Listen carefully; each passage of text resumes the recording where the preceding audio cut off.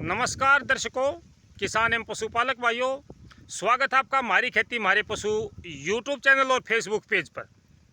किसान साथियों, आज हम बात करेंगे गेहूं का उत्पादन 15 अप्रैल के बाद क्यों घट जाता है। आप सब किसान भाइयों ने देखा होगा कि जो गेहूं अप्रैल के पहले और दूसरे सप्ताह में कटाई होती है वो गेहूं आमतौर पर ज़्यादा निकलता है, जबकि निकलना वो ज़्यादा चाहिए जो 15 अप्रैल के बाद में कटाई होता है। इसके पीछे दो कारण होते हैं। सबसे पहली बात करूंगा, जो गेहूं इस समय अच्छा उत्पादन दे सकता है वो कौन सा गेहूं है, और जो गेहूं अप्रैल के पहले और दूसरे सप्ताह में उत्पादन ज़्यादा देता है और अब आके उत्पादन घट जाता है वो भी क्यों। तमाम जानकारी मेरे किसान भाइयों के साथ हम हर दिन इस चैनल के माध्यम से आपसे साझा करते हैं।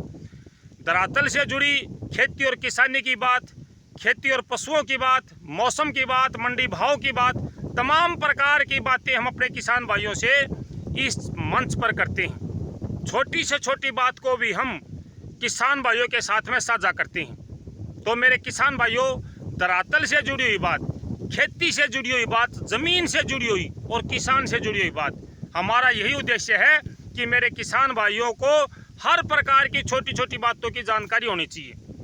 किस गेहूं का उत्पादन 15 अप्रैल के बाद नहीं घटता, सबसे पहले हम ये बात करेंगे। जिस किसान भाई का गेहूं 14 अप्रैल तक पककर तैयार नहीं हुआ है, उस किसान भाई का उत्पादन नहीं घटेगा।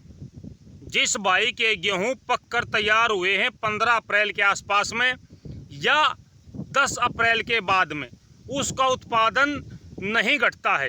लेकिन जिस किसान भाई का गेहूं 5 अप्रैल के आसपास में कटाई हो चुका है, उसका उत्पादन अगर 15 अप्रैल के बाद में कटाई करवाएंगे तो वो घटेगा।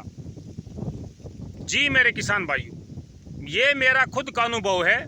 मैंने 5 दिन पहले गेहूं कटवाए, वो 1 एकड़ में जो उत्पादन था वो 65 मन, 64 मन और 70 मन।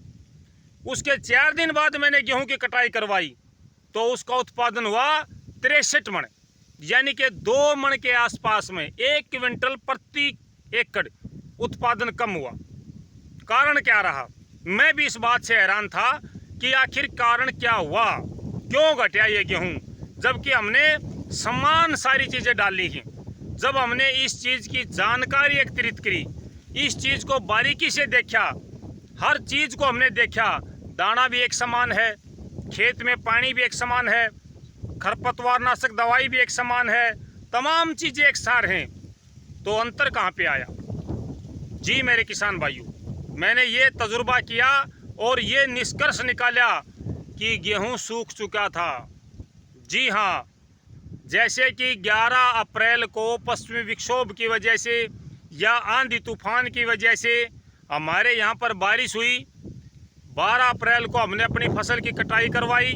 एक तो मौसम की वो नमी थी जिसकी वजह से गेहूं गीला था, उसमें नमी की मात्रा 14.5% थी, और जिसमें गेहूं में मौसमी नमी नहीं थी, उसकी नेचुरल नमी थी, वो भी 13.5% थी, जिसकी वजह से अब हमने जो गेहूं बाद में निकाला, यानी कि 4 दिन के बाद में जिस गेहूं की थ्रेशिंग करी, उस गेहूं में नमी 10.5% थी, यानी कि 3 से 4% नमी कम हुई। इसका मतलब क्या हुआ?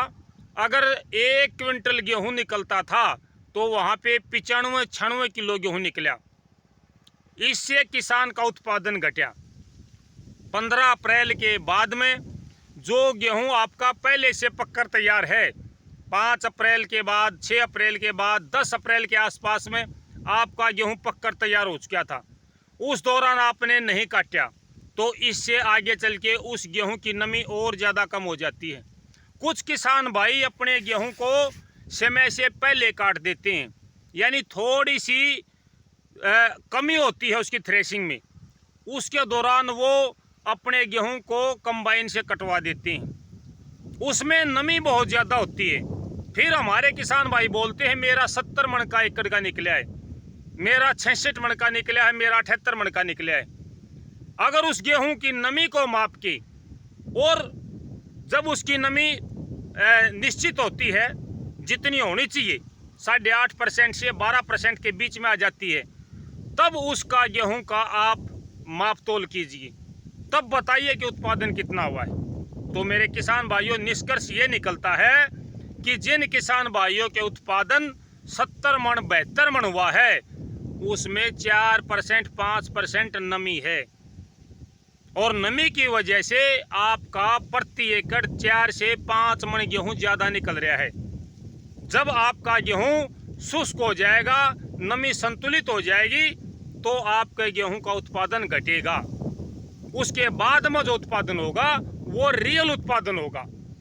तो जिन किसान भाइयों के अभी गेहूं की फसल कटाई है, होनी बाकी है, उन भाइयों का उत्पादन घटेगा। यही कारण होता है, नमी कम हो जाती है, और कोई कारण नहीं है।